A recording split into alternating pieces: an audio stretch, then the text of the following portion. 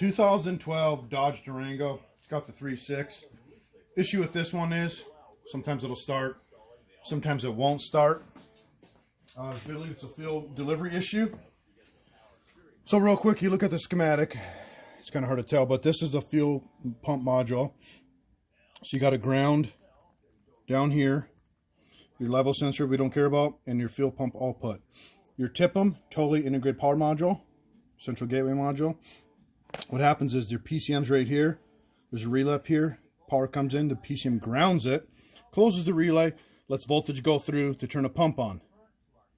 What we have hooked up here is an amp clamp on fuse M25, which is a 20 amp, using the Max Assist Ultra VCMI. And if you look back at the schematic, it's a fuse M25 20 amp. So what we want to do now, don't worry about the test light yet, but if you watch the scope over here, when I turn the key on, engine off, you'll have amperage.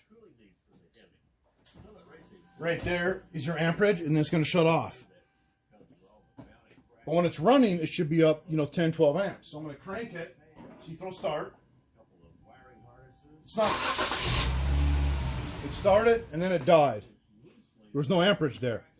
And right away it wouldn't start. I actually had to wiggle the key because the ignition switch is bad as well. So I'm going to do it again. Turn it off. Recycle power. It's on. Pump's priming. Shuts off. I'm going to start it. It's going to die. It's cranking right now. It's cranking. No amperage. No amperage. No amperage. Should be up in here. There's no amperage at all. When it does run, once in a while, you'll have all of that amperage. So let me go back to show you something. Right here is priming. But then it primes every time. Every time we turn on, it primes. But then it goes to zero and it doesn't come back. Sometimes it comes back. You zoom in. This is your waveform. This should be even humps. They're not perfectly even. Should have 8. I believe this one has 8. Maybe that's 10 or more. Even humps. You can, count from here to the next one if there's 8. 1, 2, 3, 4, 5. Yeah. You can count, and you can take the difference between T1 and T2 for your time. Take 60,000 milliseconds in a minute, divide it by, like between, I'm just hypothetically count 8. If there's 8 commutators on there, whatever the difference between those are, take 60,000 divided by that. You give your rotations per minute. But anyways, what we want to do now is look back at the schematics over here. So the PCM controls the ground to actuate this relay. So what we got now, we want to go to connector 1, pin A40 is a brown wire, which is, we got a back probe in here. We got our test light to battery positive, back probe there. So while you watch out the camera, if I cycle the key, prime it, the light will turn on. The light turns on, it'll shut off because the pumps turn off. Then I'll try to start it. And the light stays on, but it dies. Now it turned off because it died.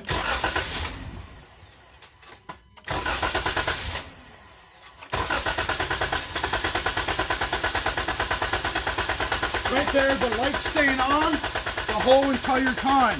Means the PCM's controlling the ground. So right there, the light stayed on the whole entire time. If you come back to the schematic, that tells me the PCM is controlling the ground the entire time. So it's not a PCM shutting the fuel pump off. It's actuating this relay.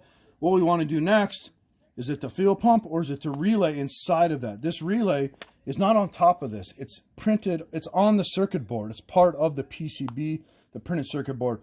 So now we need the probe on this wire, which is our other wire, or breakout lead we got there, and we'll go from there next. All right, so now we're going to leave the test light in. I got a second channel hooked up on the scope. Go on the ground, the other lead going to the power wire, which is the dark blue and the orange, which is this one right here. So we're probed right there, connector C5, pin 10. Of course, it's going to match the amperage because, well, if you have no voltage, you can have no amperage, right? Well, if you look at the scope over here, while I crank it, this top channel, red one, is my amperage. This bottom channel is my voltage.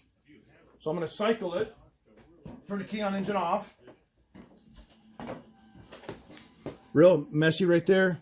Amperage, voltage goes to 0. I'm going to start it. On.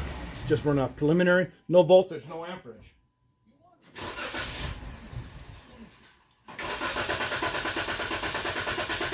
No amperage, no voltage. As soon as I turn it off and turn the key back on, you get it power back. Nothing, it's going to die. Cycle power, it goes up again.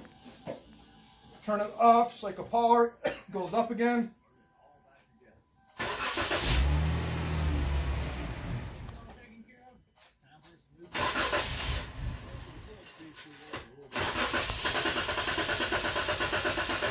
No amperage, no voltage. As soon as I recycle power, it goes back up again. Every time we recycle power, it goes back up. It primes it, but when you shut it off, it doesn't. All right, so now what we're going to do, we're going to take this fuse off, fuse M25 20 amp, go on the top side and see if we ever lose power through the relay. So if you come over here, got the test light, the battery ground, test light works. I'm going to go on this side right here. My assistant is going to hold with his other hand while he films. Just going to push down on it, straight down. Hold it like that. And I'll be able to tell from over here, the test light should light. Good light? No. Once we got a bad connection. Push down hard. There you go, don't move.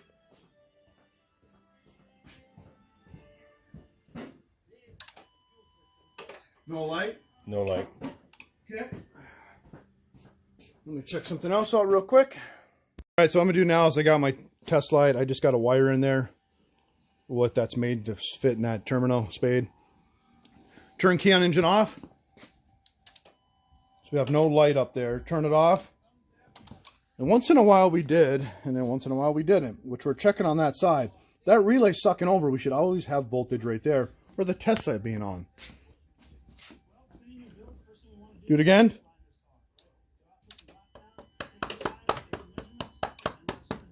Turn it off.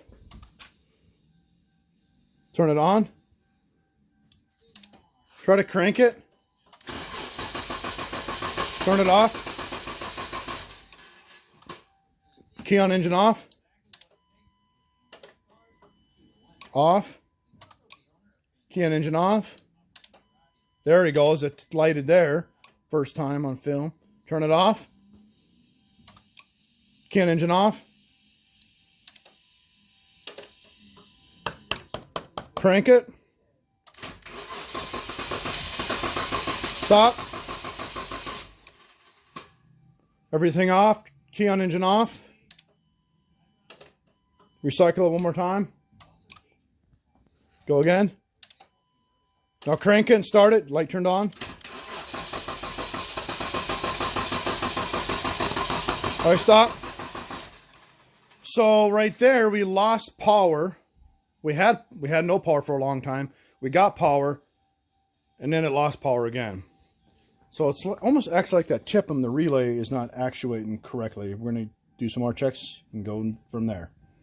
All right, so what we're doing now, we're going to jump from this side of the fuse to this side, which we have right there. We're just making sure we don't get the wires out because we don't have a fusible link in there. But that's turning the pump on, which proves the wire going to the pump and the pump itself is good. Because we shut it off. Of course, the pump's going to stay on. And it's got a return system. What we proved earlier, though, which that thing's done squeaking, they got a bad belt or pulley. What we proved earlier is we would get voltage here on this side of the relay, and then we wouldn't. We would, and then we wouldn't. So we firmly believe it's inside the TIPM,